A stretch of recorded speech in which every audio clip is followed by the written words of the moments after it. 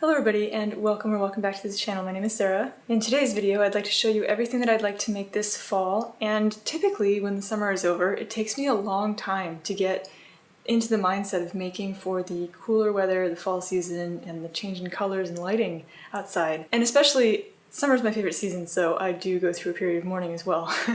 But this year I've actually found a lot of inspiration, and I'm actually kind of excited to make these garments and get working on them because mostly I'd like to explore a new color palette. So in previous years, especially when I started sewing, after a period of relative poverty, being a student and immigrating to France, I didn't have a very big budget to buy clothes, and so I would buy mostly clothes in colors that were safe and neutral and that could be mixed and matched together and worn for years. So black, navy blue, and gray, and white. And so when I started sewing and I had a full-time job for the first time and I had the assurance that I could stay in France indefinitely and start investing and accumulating things to put down roots. That's a bit deeper than I thought I'd go in this intro, but there you are. I started experimenting with colors as well. And so especially in the last few years, for example, I was experimenting with burgundy. I absolutely love all shades of burgundy. I was experimenting with green, especially darker and brighter greens, or even last year purple, and that's been a lot of fun. But I've noticed that especially in my fall wardrobe, when the colors outside are a lot more orange and yellow and the lighting is even more orange at the end of the summer versus the brighter white light in the wintertime that we get, I crave wearing these colors, but then I have nothing to wear them with because I've made so many of these garments in such bright, strong colors that they sort of compete with each other when I wear them together, and so I need to make more neutrals. And this year I'd like to experiment with a lot more earth tones. So in the past I've kind of overlooked them thinking, oh, they're boring. I want to go for the rich, vibrant colors.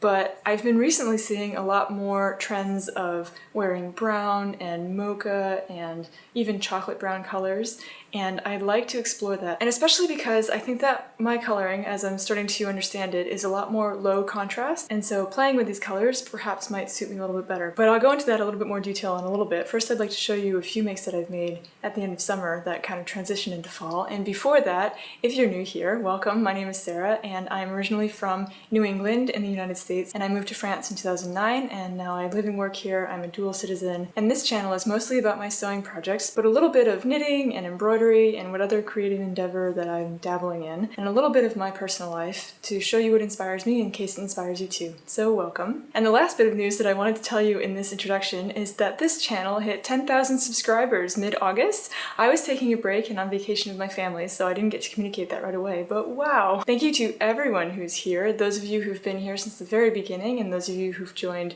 just recently, you are all welcome here. And I'm excited to get to know you a little bit better and to see where this community goes. To celebrate, and also because there are a lot of new subscribers who've joined just in the last few months, I wanted to do another Q&A so that you can get to know me a little bit better. I think the last one dates back to right before my wedding, which was a year and a half ago. So it's time. So don't hesitate to leave in the comments a question you might have for me concerning my personal life, living in France, or sewing, this channel, being a YouTuber, whatever you're curious about. I'll be happy to answer those in the next video that I'll be creating, and I look forward to seeing what you're curious about. Before I show you the projects that I'd like to work on this fall, I have two makes to show you that I made after filming my summer makes video, and also for this transitional period between summer and fall when we have sometimes cool mornings but warm afternoons and lots of sunshine, which is now becoming more and more rare, and I think this week is the last week. But I was able to finish, for example, this Donovan skirt in this really beautiful viscose. So this is a viscose from Mystère Tissu, which is a fabric shop I think situated in Roubaix in France, in the north of France, but they also have an online shop and I'll link it below. But I love the colors in this fabric. This is a very light drapey viscose or rayon fabric, and it's got a really nice drape to it. It doesn't wrinkle too much, so I'll be able to wear it and not worry about sitting down and then standing back up again. Oh, look at these colors. This is something that I found last year that I really wanted to make up in the fall season, and it's the sort of fabric that only works for a few weeks in the fall season because it's very light. But I think that it'll work for a little while because I'll be able to wear it with tights and boots, and then also next spring because if you look closely, it's got these little sakura flowers, so cherry blossoms. It comes to me in Japanese first just because it's so quintessentially Japanese, cherry blossoms. And so I think it'll work for spring as well, but because it also has these burgundy and black and olive green colors in it, I think it works for fall too, so versatile. So I think I will be wearing this in the springtime as well, especially with my new Tolsta tank in the raspberry cream Sandnes Garnlina that I just made and that I just finished. I think that would look excellent together. But otherwise, just layer it up for the fall season with tights and ankle boots. I think that it'll last me another few weeks before it gets too cold to wear it. Donovan skirt is absolutely one of my tried and true patterns. I love making this skirt. I love the midi length, I love the side slits, I love how it sort of swishes around, and these pockets that are slanted, I think that they're really elegant and it's great to have relatively deep pockets. And then it's just so comfortable with the elasticated waist. I will have to add, this is something I do often with my Donovan skirts or with any elasticated waistband that I make. I do want to add 2 lines of stitching here to hold down the elastic. I did, I think, stitch, along the side seams to keep it there, but it still sort of flips around in the casing and that really bothers me when I'm wearing it, especially putting on and taking it off. And so I'll be doing that soon to fix it. But yeah, I'm really happy with the way that this one turned out. I made a size 0 in the midi length and the version without the waist ties. I like just the regular elasticated waistband without the tie. And yeah, I think this will get a lot of wear, if not this fall, then next spring. The second garment that I managed to make at the end of the summertime is this O's Patterns Brene top out of this really, really gorgeous sort of heavyweight linen that I found in Japan in Fukuoka at Torayamu on my honeymoon. And I had planned on making this top earlier in the season, in the summertime, but I find these colors so very autumnal. And I'm hoping to figure out how to wear it, so I don't have a whole lot of pieces that will work with these colors, although I do have plans to make pieces that will work with these. And this is what I've been talking about, being drawn to bright and vibrant colors in clothes when I don't have very many neutrals to wear them with. Also, I think that this top will not be something that I'll be able to wear very often or for very long because it is a linen fabric, unless I layer underneath it and over it, which I can do for a little while, but then linen's going to look kind of weird, and this is especially a summer top. I think that mid to late fall is going to be when I'm going to be having to put it away. But this pattern is something I've made many times before. It is one of my favorite tops to make. It is bra friendly. I really love the square neckline and how it's not too high and not too low, and it emphasizes the collarbones.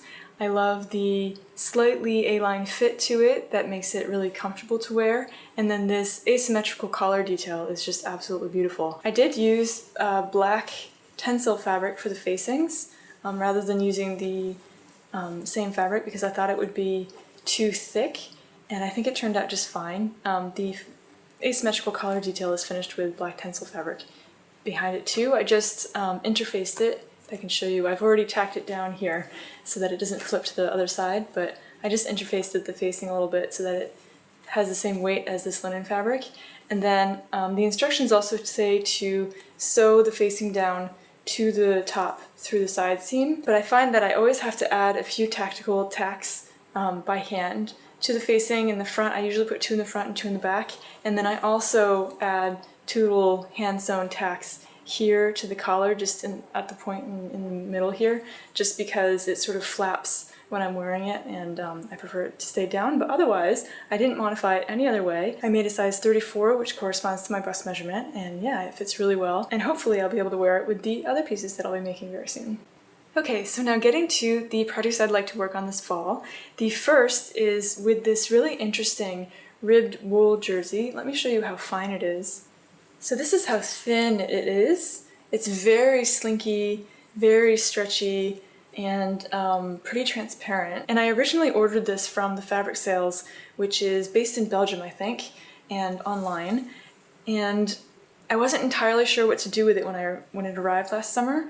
It's this off-white color, and it's just so slinky. But the wool content, I think it's mostly wool, makes it so that it's too hot for the summertime, and so I couldn't figure out what I wanted to make with this so that it worked, and I have figured that out. So I would like to make the Paper Cut Patterns Capelli cardi in this. I've made this twice before, once in a very stable Ponte knit in a black color that I don't really wear because it's too tight and not stretchy enough, so be careful.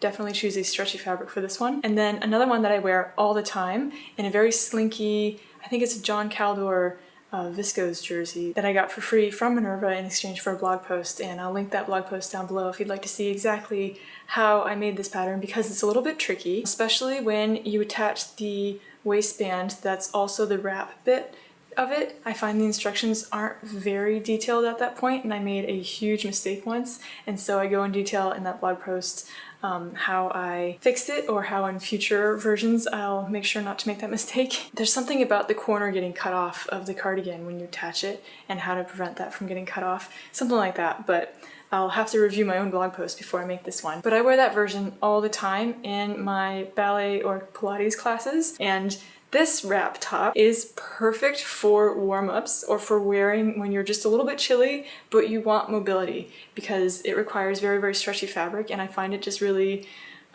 fashionable to have a ballet style wrap top on. I love ballet and ballet style, and so it fits me, or it suits me very, very well. So that's what I'd like to make with this one, and I think it's going to be a little bit harder just because this fabric is so slinky, but I will be using a fine needle, a walking foot, and I'll probably be starting and stopping the seams with a little bit of paper, tissue paper, behind the fabric just to reinforce it and keep it from getting sucked in my sheen. Ooh, and someone suggested in one of my videos recently using the straight needle plate, I think it's called. It's got a smaller opening for the needle, and it's so that your fabric doesn't get sucked in the machine, and I did not know that that was what that's for. So thank you very much for leaving that comment and teaching me. I learned so much through your comments. Thank you to everyone who's ever helped me out when I have questions or problems on this channel. And so I'm looking forward to using that straight needle plate, and I will let you know how it goes. The second project I'd like to make is going to be an easy, quick sew, I think, and it's mostly for lounging around at home, and it is going to be in this charcoal gray double knit fabric that I absolutely love, that you might recognize from many of my other previous makes, because I found this gorgeous viscose double knit fabric from Tissu Amer or Stoff Amer in Germany. It's an online shop as well, and I'll link that below, but it is the perfect double knit fabric. It's very, very stretchy, and so be careful in garments that require a little bit more hold with a double knit fabric. But for me, it's perfect because a lot of the things that I want to make require stretch, and I love that the content is more viscose than it is polyester. I think it's half viscose and then 23% polyamide and then polyester. That means that it doesn't trap sweat or odors, and especially in the wintertime when sometimes you're wearing lots of layers and then going between very cold and very warm environments, you don't feel uncomfortable, and I just absolutely love this. It's so comfortable to wear, and it is so soft. And so I will be making the Tabor V-neck sweater. I've made this twice before, once in a sort of stiffer waffle knit cotton in the short sleeve length and the wide neckband, and then another time in a thinner fabric. I think it was a cotton sort of jersey in a sort of gray, green, blue color that I made with the long sleeves and the thinner neckband. That one's not my favorite to wear just because the fabric's very itchy, and so I don't wear it very often, and I actually find the wider neckband a lot more flattering. And so I'd like to make the long sleeve version with the wider neckband, and I think that's going to look really, really nice. And even though this color is a little bit more of a very, very basic neutral, I think that it's going to be really, really cozy and lovely to lounge around in at home this winter time. The next project is something I'm really excited about, and I think it's going to be the next one that I sew, and it is with this really, really beautiful wool twill fabric that I bought at Sew Tissu last year. I'll link that fabric shop below as well. And it's this really, really gorgeous sort of gray-green, not quite foresty. It's a very muted green. I think that my camera's having a hard time with the exposure with this one. But I think it's going to be really, really pretty. And I'd like to make a skirt with this one, a long sort of midi-length straight skirt, and I'd like to make the True Bias Blair skirt with this. So this skirt came out relatively recently, and it is a straight button-down skirt with optional patch pockets and a belt. I would like to make the midi length. Actually, I'd like to make a length that is between the midi and the maxi length, because I find that the maxi length is too long and the midi length is too short. I'd like to make something that is below the knee, but a few inches below the knee rather than just below the knee like their midi length. And so I'll be adjusting it that way. I'm going to make it without the pockets, and I'm going to have to modify the pattern a bit because my waist is 2 sizes down from their smallest size. I think I'll size down just 1 because I will be wearing it in the fall and the winter, and so I'll be tucking in probably bulky sweaters and shirts into it, so I would like that extra ease. And then my hips are size 4 in their sizes, so I will be manually grading down 1 size at the waist to the high hips, and then tracing a line, a curved line from that graded down size that I create to the size 4 at the hip. And I think that's going to be a little bit tricky, but since there aren't very many pieces to it, like there isn't an inseam pocket or a slash pocket like an Italian pocket, I don't have to modify anything more than just the front and the back pieces, so it'll be fine. Oh, and the waistband. But it'll be fine. And I think that that's going to be a lot of fun to make. I have found the perfect buttons at my favorite haberdashery, the Mercerie de Charonne. I think that this goes really, really well with it, and I'm excited to sew it. I just love the elegant lines of that skirt. I think it's going to look really, really beautiful in this fabric, and I think this one's going to go really, really well with this Brunet top that I just made, and therefore I could wear them together, and yeah, I think it's going to look really nice.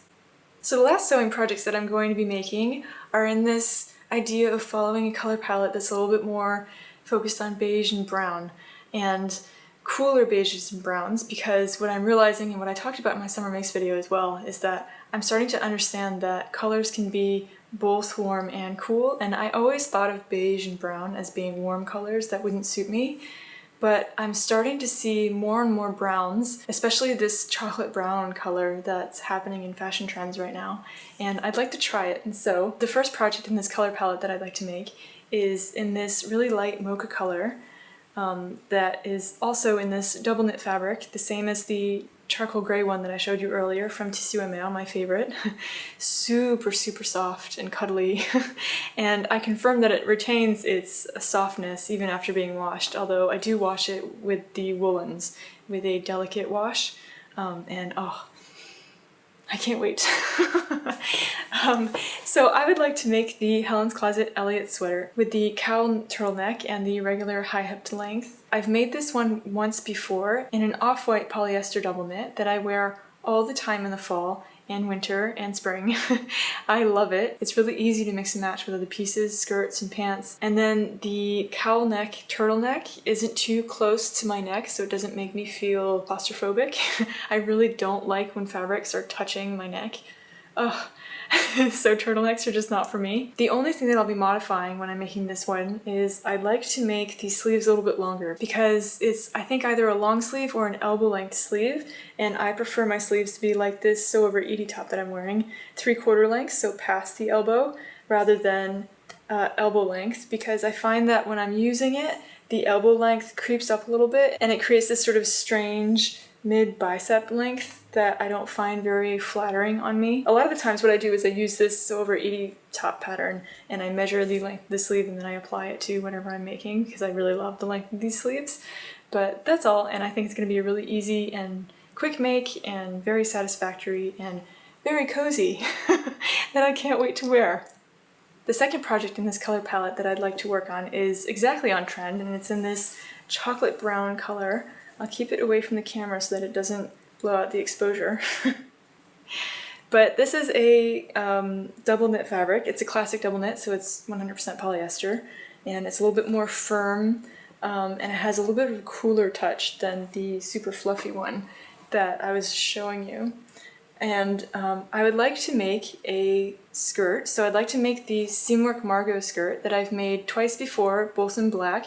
One in a more classic Ponte knit like this one in 100% polyester, and then the second one in a super stretchy double knit fabric, the same one that I just showed you that's super soft and stretchy. And actually I prefer the firmer one just because I find the super stretchy one sort of slinks down, it doesn't stay up at my waist, it's too stretchy, and it looks just a little bit flappy and limp. So I think it's better for tops or cardigans and not so much for skirts or dresses. I did make a dress with it too, and I find it sort of drapes a little bit limply. So I'd like to make it in this one. This I got from a French haberdashery and fabric shop online. I'm not sure if they have a storefront, called Mercerine. I'll link that below as well. And I got, I think, a meter, and I think it's gonna look really, really beautiful in the Seamwork Margot skirt. I really love that skirt because it's very versatile. I can wear it at the high waist, I can wear it at my natural waist rather than the high hips like it's planned, but it's so long that it's still below the knee and it works. The side slits make the midi length really easy to wear. It doesn't hinder movement like other longer straight skirts do. And the Margot skirt is super easy to make. I can make it in a few hours, so I'm excited. I think that I would like to explore more browns than blacks. I think that in the past fall and winter seasons I've made a lot of white and black garments, and I think that the high contrast between white and black is something that I'd like to avoid this season. I'd like to play around with more softer contrasts like this chocolate brown and then this sort of light mocha color, for example. I've noticed also that brown toned eye makeup looks better on me than black, which I'm just discovering even though I'm blonde, and that should have been something I knew for a long time. So yeah, I think that this is going to be really versatile in my wardrobe and become a neutral that I can wear with a lot of other garments, and I'm excited to put it to use. The next project will be another Margot skirt, but I'm going to hack it and also make it look more like a ready-to-wear skirt that I found. So sometimes I pay attention to what shops are doing, not very often, but sometimes to get inspiration. And I was looking at Cézanne, which is clothes that I cannot afford. And there was a skirt called the Nayad skirt that I find really pretty. And it's this midi-length beige, slightly rib knit straight skirt. And it's stretched, but I think it's got a large quantity of wool in it, which slightly explains the price and that I cannot afford. And so I would like to make mine in this light beige sort of gray rib knit stretch sweater knit, and I think it's going to be really lovely. So mine is not wool, there's no wool in the composition, but it is 50% viscose, and it comes from Tissu Amer again, or Stuff Amer. I always say it with the French name because they have a French online shop as well, but it's German. And oh, look at how fluffy and soft and bouncy and just squishy it is. I think that this is going to be so comfortable. And what's an advantage about the stretch fabrics that they sell there is that they're also very, very wide. So I think I'm gonna get two things out of it. But the first thing I want to do is get a Seamwork Margot skirt, but imitating the Nayad skirt, I'm going to take out the side slits, and I think I'm going to redraw from about the hips, maybe the knees down to the hem, a slightly fluted shape, because if you look at their version, it's got a slightly fluted shape, and I don't think it's cut on the bias.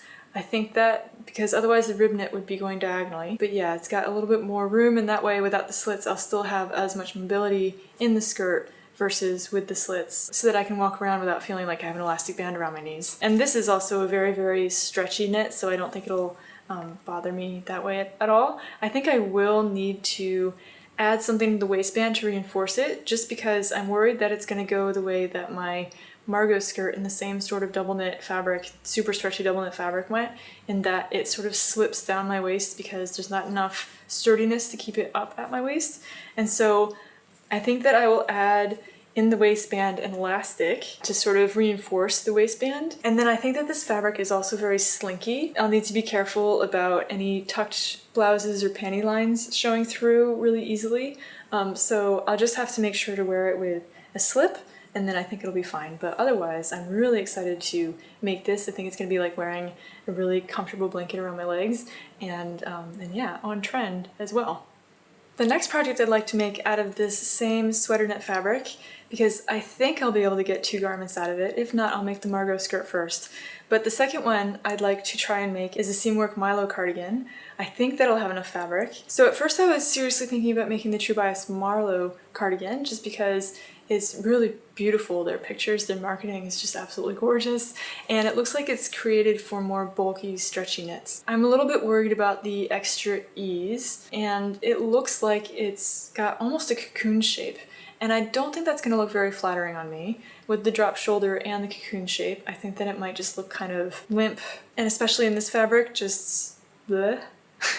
maybe that's wrong, maybe it would look lovely, but I wanted to try the Seamwork Milo cardigan because it is the same general shape. It's got not as much of a drop shoulder, but it's still a drop shoulder. It's just off the shoulder head here rather than being up here at the seam. And it does have ease, but not as much ease. So I think in the Marlowe cardigan, there's like 3 or 4 inches of ease, whereas in the Milo, there's 1 or 2 inch. And so it's generally the same shape. It's kind of hard to imagine because with their pattern photos, Seamwork made this cardigan in much lighter, stretchy fabrics. So the shorter version is in sort of a classic Ponte that's thinner than this one. And not as chunky, and then the second is in a really drapey viscose jersey, so it's a very versatile cardigan. I'd like to try and make it in this chunkier, bulkier knit.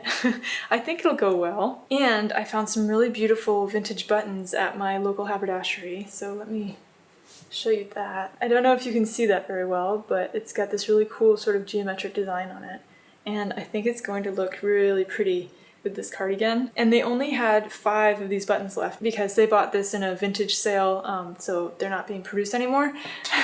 So I'll have to make the high hip version versus the low hip version. I think that'll be fine. I think that I'll mostly be wearing it open anyway over dresses or other outfits, or tucked in, so I don't need it to be super long, and I probably won't have that much fabric left over anyway, so I think it'll look fine. And I think that this color is going to match really well with a lot of my different pieces already in my wardrobe, and I think it's going to become a really lovely staple and so soft and so nice to wear. My last project plan to make this fall was actually more of an impulse and impulse purchase. I haven't even taken the tag off yet, but it is this really lovely houndstooth wool. It is, let's see on the tag, 50% wool and 50% polyamide, and I would like to make a Sew Over It ultimate pencil skirt with this. This is a pencil skirt I've made many times in the past. I love it. I've adapted it to my size. So they recently added a size 6 to this pattern, which corresponds to my waist, and so I grade between the size 6 and the size 8, and I'd like to make it with the original long length. So when I first started making this pattern, I would shorten it to just below the knees or just above the knees, but recently I've been really enjoying wearing skirts that are midi length or well below the knees, like 1 inch to 3 inches below the knees. I find that it's a really elegant line, and I would really like to make this in a straight skirt. I think that this wool would be really lovely to wear. It's a little bit itchy, but I'll be lining it. So this pattern I think comes unlined, or there's no instructions for lining it, I think. I'll have to check. But I think I remember adding to my first version, and then all the versions I made after that, a lining, which is pretty easy. You just cut out the front and the back again and attach it underneath the waistband facing to the waistband and sew it. So it's not that hard. It's just attaching it to the vent is much harder in the back, but I'll have to remember how I did that. So I made a very similar skirt to this one in a very, very similar, almost identical fabric last year, if you remember. I made a mini skirt in an exact houndstooth wool like this one, and it was the Sew Over It ultimate pencil skirt that I hacked to make a mini skirt out of. And I love that version, and I did wear it all the time last fall and winter, but I think that houndstooth is a little bit more warmer beige and more orangey brown, and I have a harder time reaching for it and wearing it. Even though it's far away from my face, I think that it's not really in my colors. So I'd like to try it again in this much more beigey brown and muted neutral brown versus a very orangey color, and I think it's gonna suit my coloring a lot better. And I'd like to make a longer version, so both versions will still serve me in my wardrobe, but I think that this one's going to keep me nice and warm for the extra cold fall days, especially in the period that I dread, when it's cold outside and no one's turning the heat on because they're waiting until the 1st of November to turn the heat on just out of tradition and saving money, and it is freezing inside and outside. And so yeah, this is going to be definitely high up on my to sew list, probably right after my Blair skirt, and be super cozy for this period that I dread every year. So those are all the sewing projects that I'd like to work on this season, and there's one knitting project that I'd like to start soon. That is a pattern that was just recently released, and it is the Creabea Kip sweater. This is a sweater in a really cool herringbone pattern, and as soon as I started seeing this on Instagram, she started sharing little sneak peeks of this pattern, I was in love. And I really wanted to try it, and apparently it's pretty easy to knit as well. It's just knits and purls and slip stitches. And so I'd like to try that, even though it's in a style that's not quite my style. I think that the neckline is going to be really nice. I like this sort of turned under, I'm not sure what that's called, neckline detail, and then I think that the drop shoulder and the long sleeves are going to be really nice, especially in the cooler weather. But it looks like it's a little bit more of a sweatshirt fit, like a little bit more bulky in the bottom, but I think it's going to be fine. I think that I'm perpetually cold in the fall and the winter and spring. Most of the time, anytime the temperature goes below 70 degrees, I'm cold. And so I think working on knitting my own sweaters in wool that'll keep me nice and warm, because I can't typically afford those sweaters, will help me. And then I can always tuck it in to sort of reduce the amount of bulk at the waist just sitting outside of a garment. I think that the texture is just absolutely divine, and it's going to be really, really beautiful. So this pattern is written for DK weight yarn, and it's recommended in the pattern to use Ulysse yarn from Durerum Natura. And so I bought some, but I bought the wrong colorway. So I accidentally purchased the Poivre Sel colorway versus the Poivre Blanc colorway. And so as you can see, it's a little bit more beigey and darker than the Poivre Blanc color that I meant to make. So Poivre Sel means pepper and salt, or salt and pepper in French, and Poivre Blanc means white pepper, and so I meant to order the white pepper one, but I don't think it's that bad.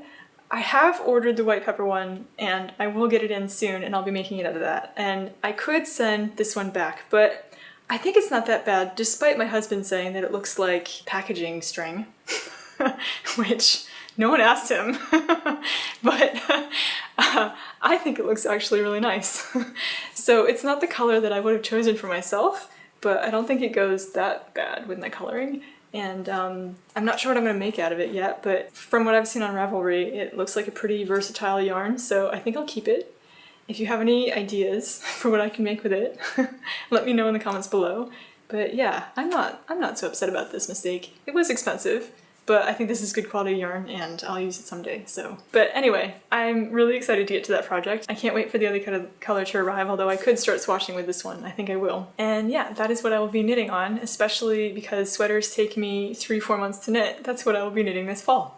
So that is everything I will be making this fall season. Let me know in the comments below what you'll be making this fall season, and if you're also concentrating on making pieces in a certain color palette as well, I'd love to know. Don't forget to leave a question if you'd like to for the upcoming Q&A video that I'll be filming very soon. I'm very curious to see what questions you'll have. If you enjoyed this video, don't hesitate to leave a thumbs up and subscribe so you don't miss any new videos on this channel. Thank you for watching, and I hope you are all doing well, and I will be back with a new video very soon. Take care, and bye-bye.